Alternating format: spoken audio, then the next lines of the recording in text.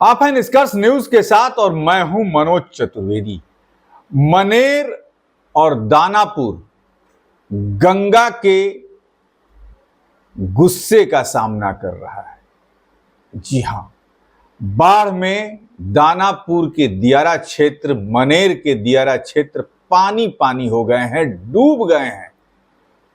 लेकिन दानापुर की एसडीओ जो हैं दिव्य शक्ति, उन्हें कंचनपुर गांव में कब्रिस्तान बनाने की पड़ी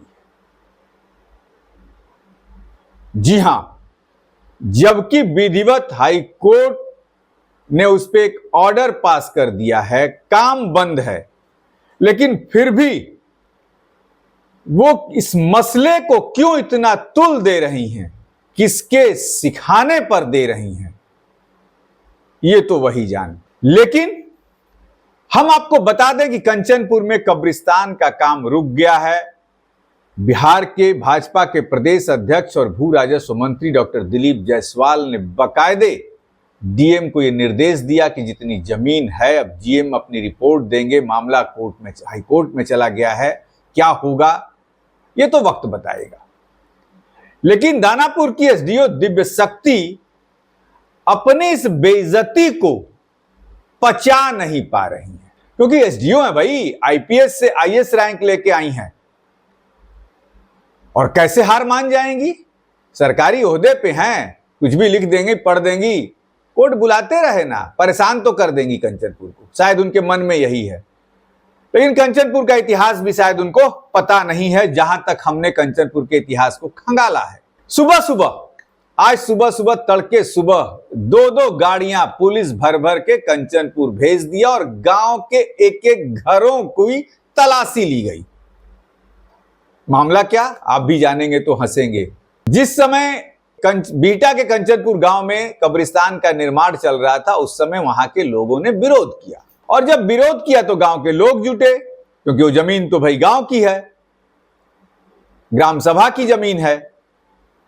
और यही बात पचा नहीं पा रही है दिव्य शक्ति, एसडीओ दानापुर। उन्होंने धारा 126 के तहत शंभू सिंह, जिनकी उम्र 65 साल है, दिखाई नहीं देता है, बिना किसी सहारे के चल नहीं सकते हैं, उनके ऊपर केस कर दिया। जागा सिंह, उनकी भी आयु करीब करीब 64-65 साल है, उनके ऊपर भी दाग दिया। संजय कुमार वकील हैं पटना सेशन कोर्ट में, मीडिया के सामने वो भी बयान दिए थे, उनके ऊपर भी दाग दिया। और सबसे बड़े जो दिव्य शक्ति के नजर में मुजरिम है वो है मनोज सिंह, जो पटना रहते हैं और कंचनपुर गए उनको सालों हो जाते हैं। संजय कुमार वकील, जिनके ऊपर केस है, वो पटना ही रहते हैं। अब बचे शंभू सिंह और जागा सिंह, दोनों की उम्र 65-66 साल की है। और मैं एसडीओ साहिबा से ये बता देना चाहता हूं कि 60 साल के उम्र के बाद वाले लोगों पर यह धारा 126 लागू नहीं होती है। थोड़ी जानकारी जुटा लीजिएगा आप।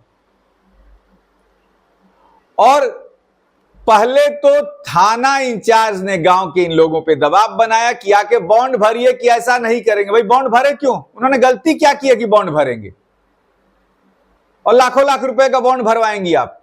क्या गलती किया है उन्होंने? गए हैं इस मामले में भी कोर्ट में, क्वैश होगा कोर्ट क्वैश करेगा इस केस को, इज्जत आपकी फिर जाएगी एक बार। निष्कर्ष बिहार एक ऐसा प्लेटफॉर्म बनकर आपके सामने आया है जहां आम सरोकार से जुड़ी हर खबर सबसे तेज और सबसे पहले आपके माध्यम से आप तक पहुंचेगी। आपको सिर्फ इतना करना है कि स्क्रीन पर दिए गए व्हाट्सएप नंबर पर अपने आस पड़ोस, गांव, शहर की वैसी कोई खबर जो आपके हिसाब से खबर बन सकती हो, आप हमें अपने मोबाइल कैमरे से रिकॉर्ड कर भेजें।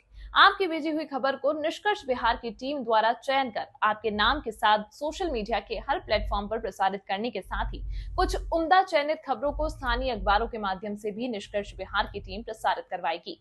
हमारा उद्देश्य हर मोबाइल को न्यूज कैमरा, हर व्यक्ति को पत्रकार बनाकर आपकी खबर सब तक और सबकी खबर आप तक पहुंचाना है। खबरों के चयन में निष्कर्ष बिहार की टीम इस बात पर ध्यान देगी कि किसी खबर से किसी जाति, धर्म की भावना आहत ना होती हो।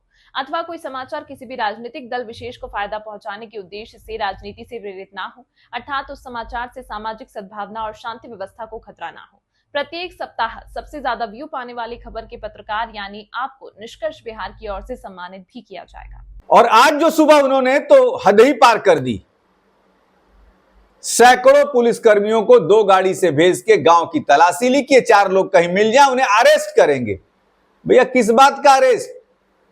ये धारा अरेस्ट करने वाली नहीं है, वो भी खास करके 60 साल के ऊपर के जो लोग हैं उनको। आपने अपनी मर्जी से कब्रिस्तान बनाना चाहा, गांव के लोग उसमें जुटे और शांतिपूर्वक उन्होंने इसका विरोध किया, कानूनन लड़ाई लड़ी।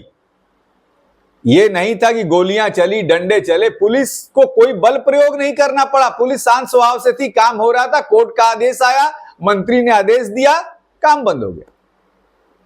फिर 126 धारा लगाकर केस क्यों? यानी खूब मनमानी चलाइए दिव्य शक्ति आप, और उस आपकी एक एक मनमानी को हम मीडिया के सामने लाते हैं। अब देखते हैं कि दिव्य शक्ति जीतती हैं, क्योंकि वो तो जीत भी सकती है, उनके पास पावर ज्यादा है। उनके पास पावर इतना ही है, पुलिस को क्या अरेस्ट करा लेंगी, परेशान करेंगी।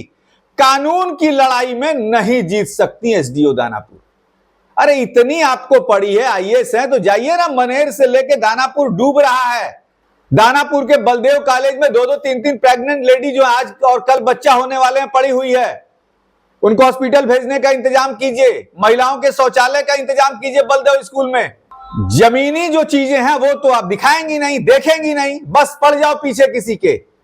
तो मैं ये भी बता दूं कि कंचनपुर वाले भी कम नहीं हैं, वो भी कानूनी लड़ाई लड़ने में माहिर ही हैं।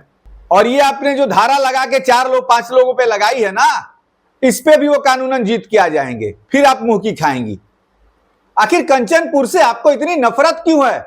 और कंचनपुर वासियों ने जो एकता दिखाई है, वो एकता यदि आगे तक दिखाते रह गए तो मुंह की तो खानी ही पड़ेगी एसडीओ दानापुर दिव्य शक्ति। और हम भी इस लड़ाई को निष्कर्ष तक पहुंचाने में ही लगे हैं, एक एक कागज से लेके एक एक कानून की धारा को खंगाल देंगे, क्योंकि लड़ाई हिंदू तत्व की है वहां पर। खैर, कंचनपुर के लोग अपनी लड़ाई खुद ही लड़ेंगे। मीडिया का काम है उसे जनता के सामने ला देना कि देख लीजिए नीतीश कुमार के अधिकारी किस तरीके से बेहाथ हो गए हैं। ऐसी तमाम खबरों के लिए आप बने रहिए हमारे साथ। नमस्कार।